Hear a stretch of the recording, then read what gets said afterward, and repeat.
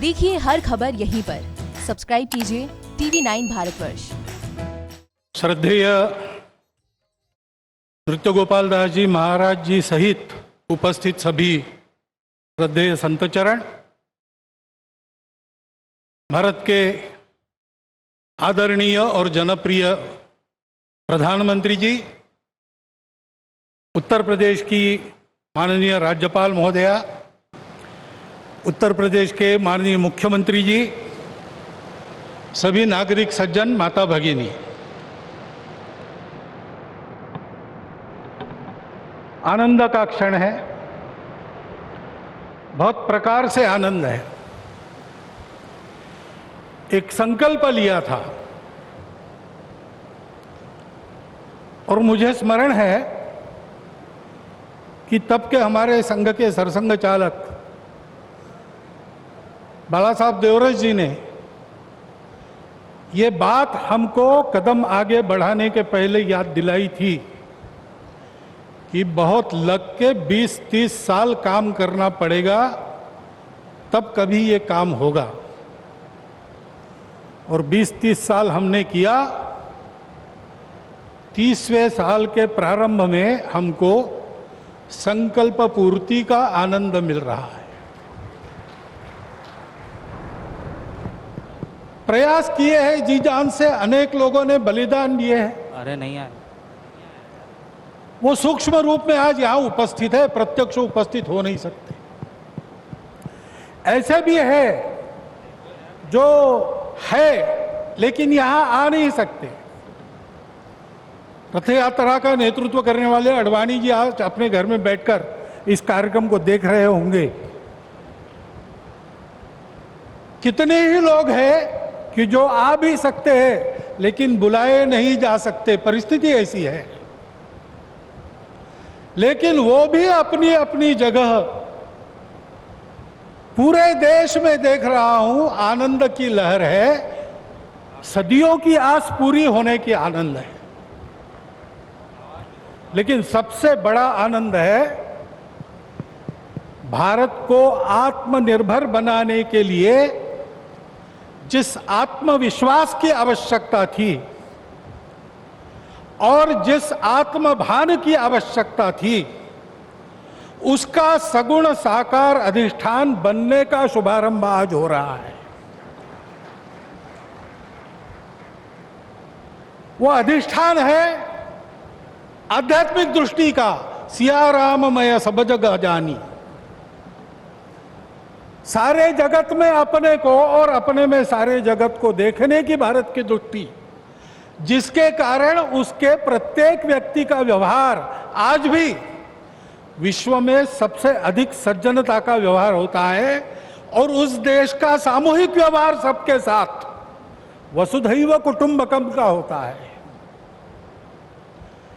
ऐसा स्वभाव और ऐसी अपने कर्तव्य का निर्वाह व्यावहारिक जगत की माया के दुविधा में से रास्ते निकालते हुए जितना हो सके सबको साथ लेकर आगे चलने का जो विधि एक बनती है, उसका अधिष्ठान आज यहां पर बन रहा है।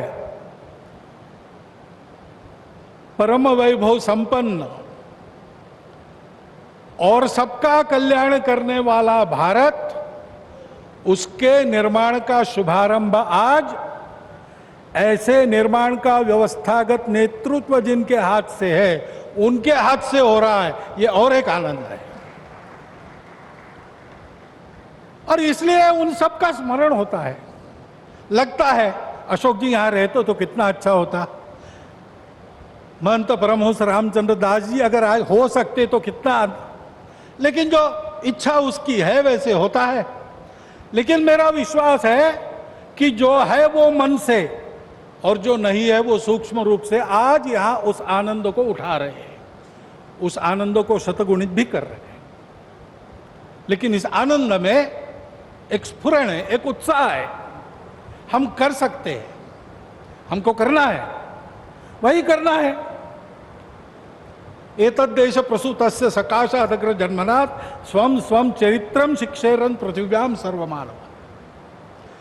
जीवन जीने की शिक्षा देनी है। अभी ये कोरोना का दौर चल रहा है, सारा विश्व अंतर्मुख हो गया है, विचार कर रहा है कहाँ गलती हुई, कैसे रास्ता निकले। दो रास्तों को देख लिया, तीसरा रास्ता कोई है क्या? है, हमारे पास है, हम दे सकते हैं, देने का काम हमको करना है। उसकी तैयारी करने के संकल्प का भी आज दिवस है। उसके लिए आवश्यक तो पुरुषार्थ हमने किया है। प्रभु श्री राम के चरित्र से आज तक देखेंगे तो सारा पुरुषार्थ, पराक्रम, वीरवृत्ति हमारे रग रग में है। उसको हमने खोया नहीं है, वो हमारे पास है। हम शुरू करें, हो जाएगा। इस प्रकार का विश्वास, इस प्रकार का स्फुरण, प्रेरणा आज हमको इस दिन से मिलती है, सारे भारतवासियों को मिलती है। कोई भी अपवाद नहीं, क्योंकि सब राम के हैं और सब में राम। और इसलिए यहां अब मंदिर बनेगा, भव्य मंदिर बनेगा। सारी प्रक्रिया शुरू हो गई, दायित्व तो बांटे गए हैं, जिनका जो काम है वो करेंगे। उस समय हम सब लोगों को क्या काम रहेगा?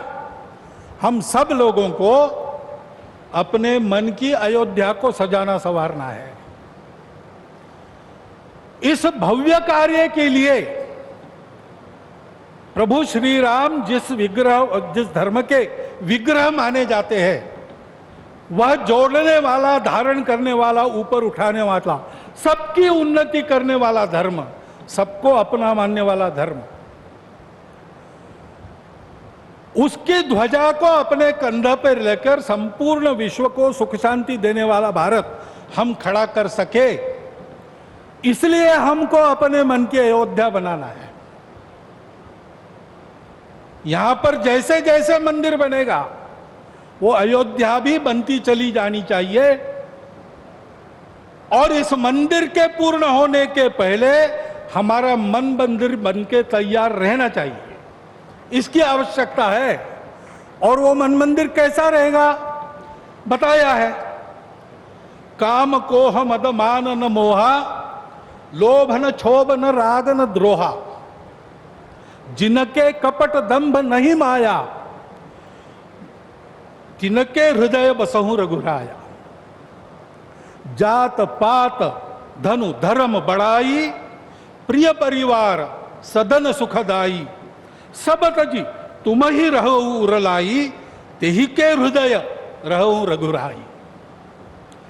हमारा हृदय भी राम का बसेरा होना चाहिए। इसलिए सभी दोषों से, विकारों से, द्वेषों से, शत्रुता से मुक्त। दुनिया की माया कैसी भी हो, उसने सब प्रकार के व्यवहार करने के लिए समर्थ।